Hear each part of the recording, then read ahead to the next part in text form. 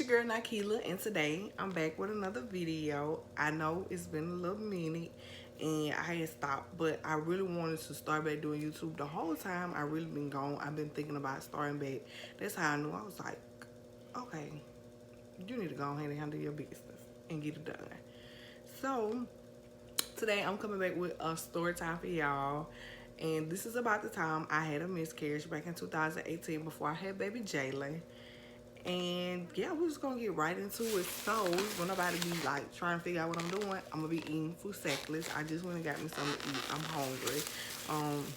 I'm supposed to be going with a friend and Libby, but I don't know if that's gonna happen. So I just went on here and got me something to eat because I'm hungry. And me being hungry is the best thing. I get angry, agitated. Ain't for me to be hungry. So make sure y'all like, comment, and subscribe, and turn on that post notification bell so you get notified every single time I post a brand new video. So yeah, we're gonna get right into it. All right, boom. The beginning of September, I found that I was pregnant. So I was like right at 4 weeks, like right at 4 weeks.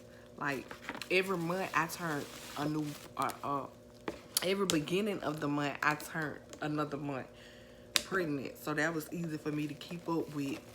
Anyway, so I found that I was pregnant in September of 2018.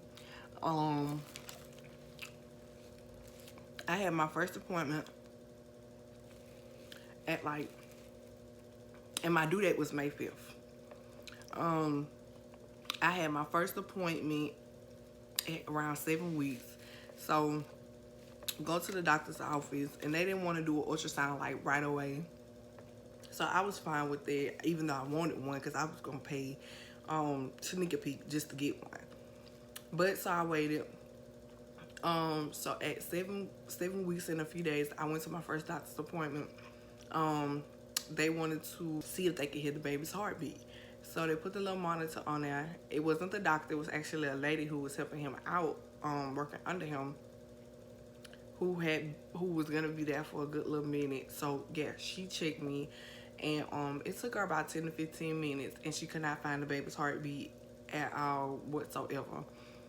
So she called the doctor in and was like, hey, can't find the heartbeat, so can you try and do it? Maybe I'm doing something wrong. So he came into the room.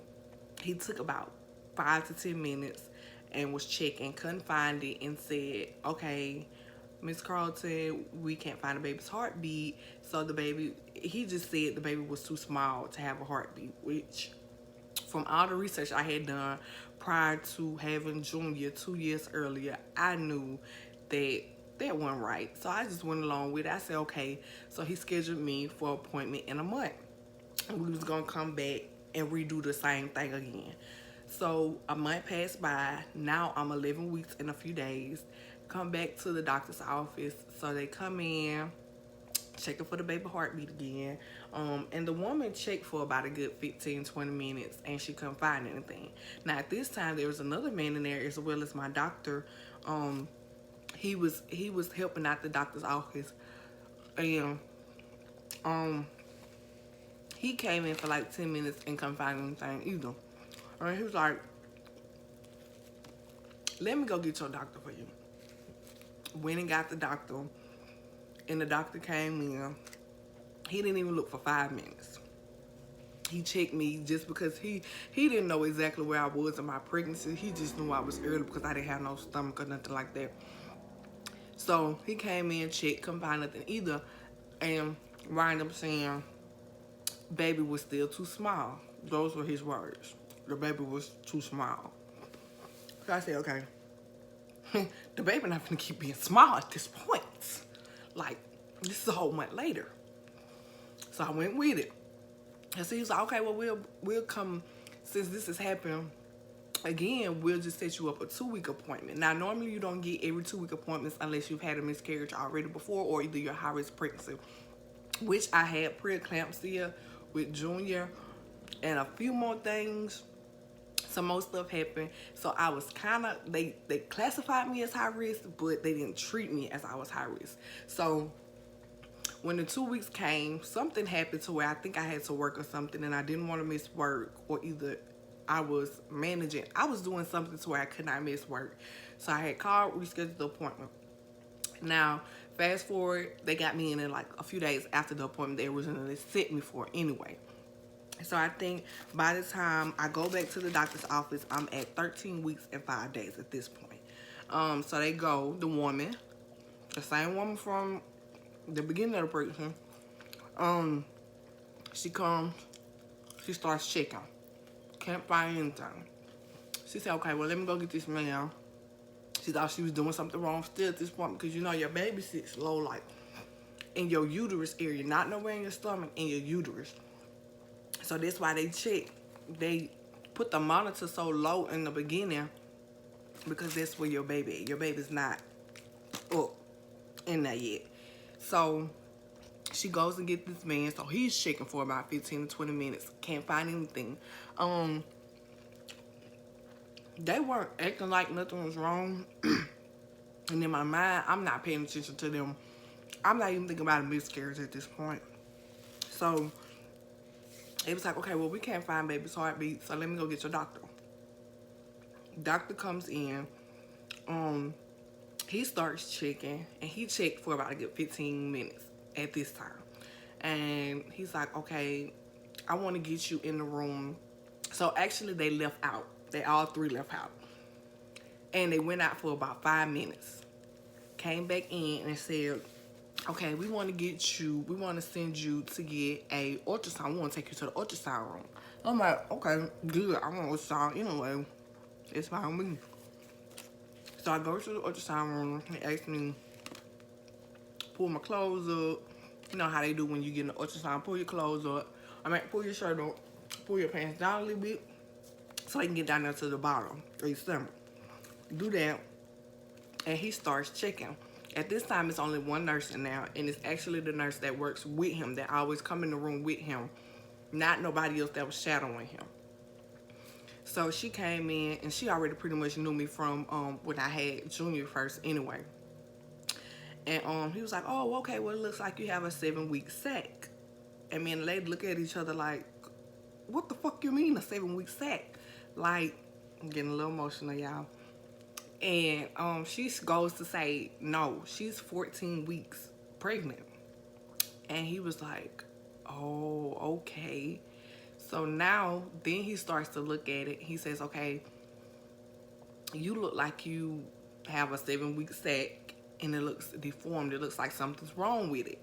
So at this time, I'm starting to get a little bit worried, because I had wanted to have a baby to be close to Junior, like a year apart from Junior.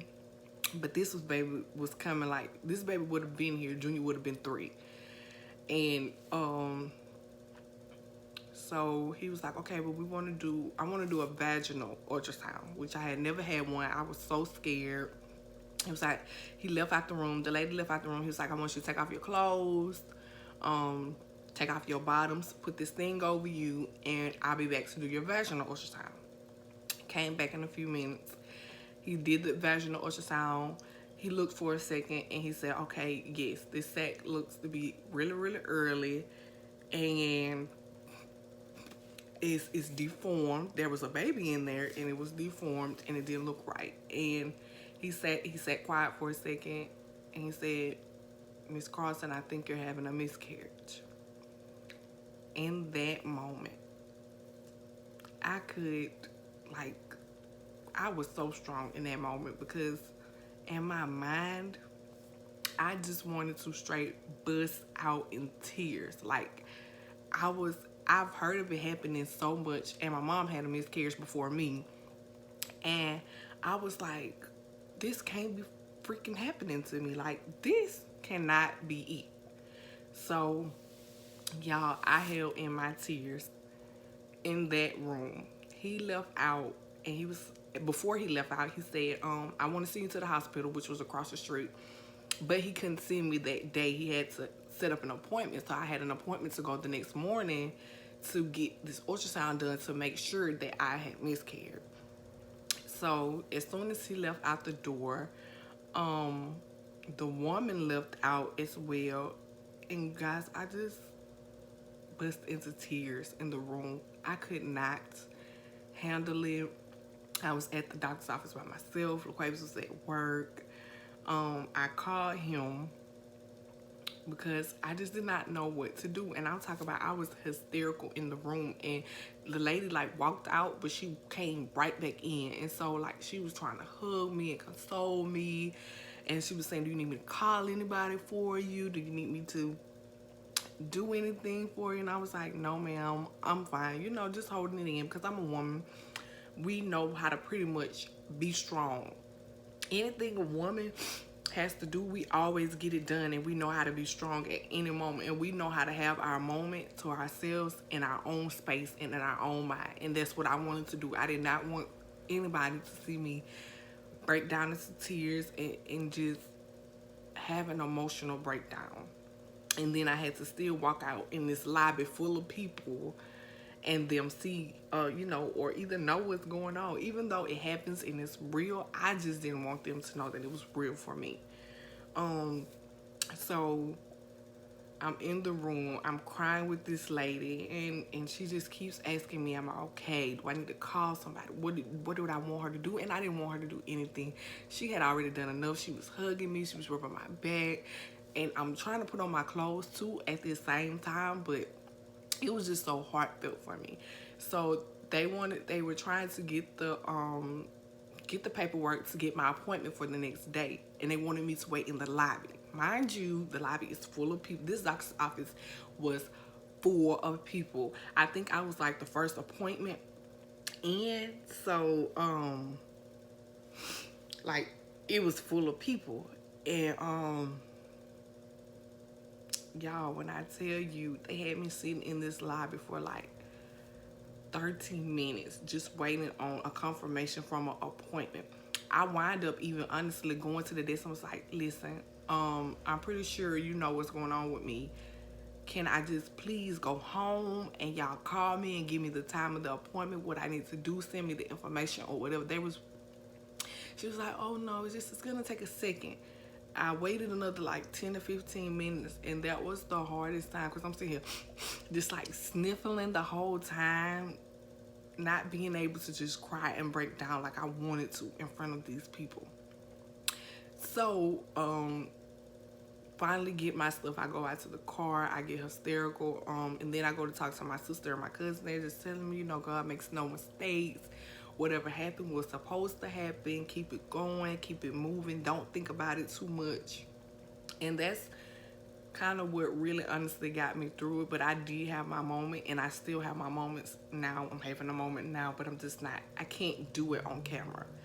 So I go the next day. Really, really sweet older white lady.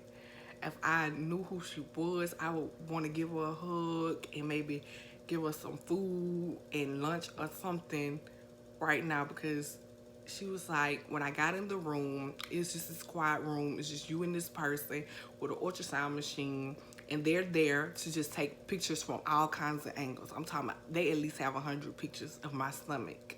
That's how many pictures she was taking.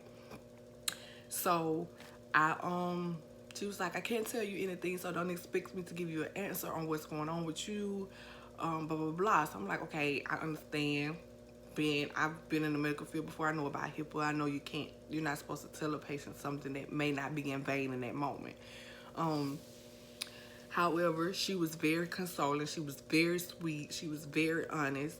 She told me that I was miscarrying, but she didn't say you're miscarrying, but she told me anyway.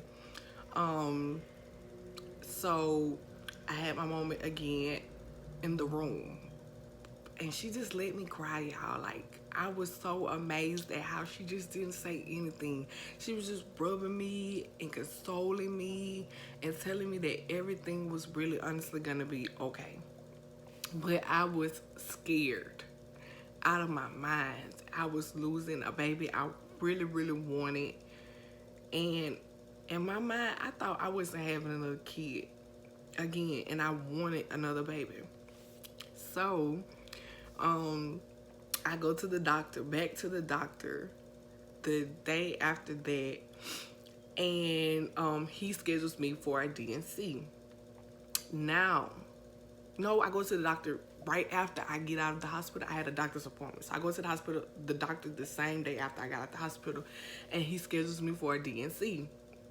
But the DNC is for 4 more days. So I had to go basically 5 days knowing that my baby was gone inside of me, and I had to wait 5 days for it to be removed. Well, 4 more days for it to be removed, because I had already pretty much known for a day that I had miscarried.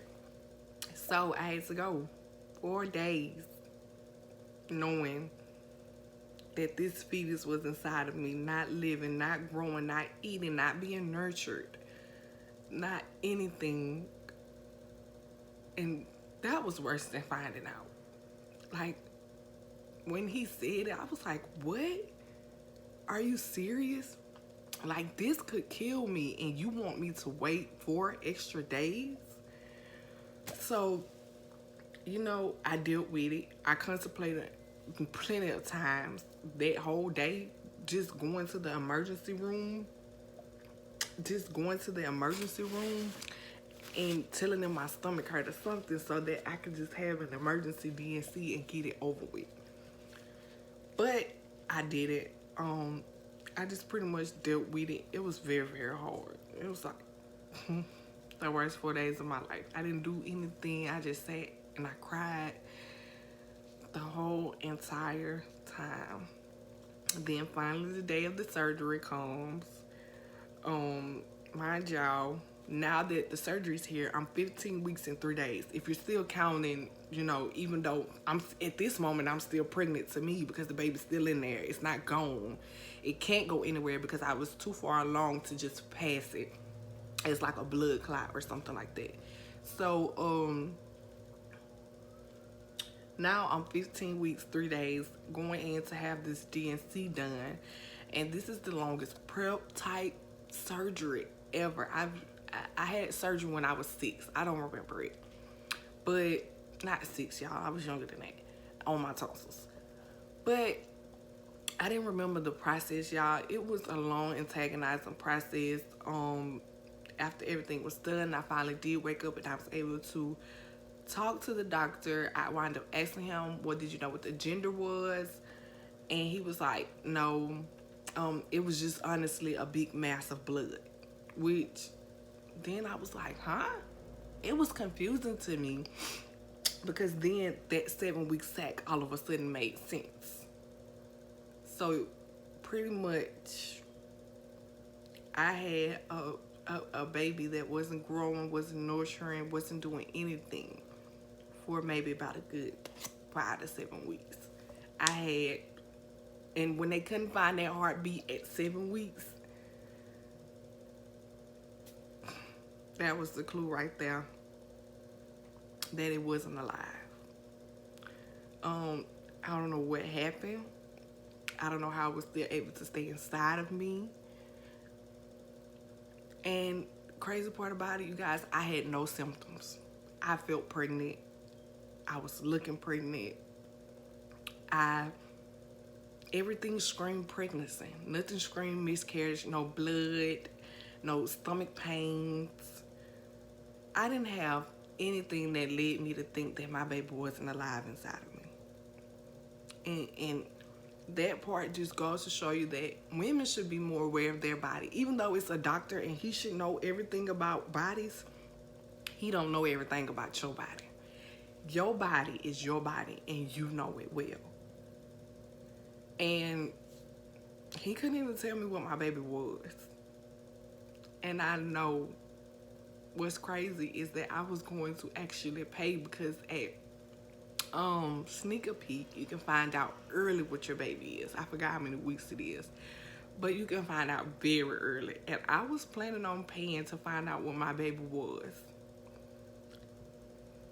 and I wasn't gonna be able to do that. And I'm so happy that I didn't have to go through that situation with other people I didn't know, as well as the doctor's office. That was a very hard situation for me. Um, I don't wish a miscarriage on nobody. It's hard to deal with. It's hard to cope with. I always sit and think, dang, was that my little girl? I do want to thank you guys for watching. Make sure y'all like, comment, and subscribe for more videos and more story times. A different stuff that just basically happens in my life. To all those women out there who are going through it, God has you. You will be okay. There will be another baby. It won't replace that one, but I promise you, it won't be as hurtful either. Make sure y'all stay prayed up. Peace.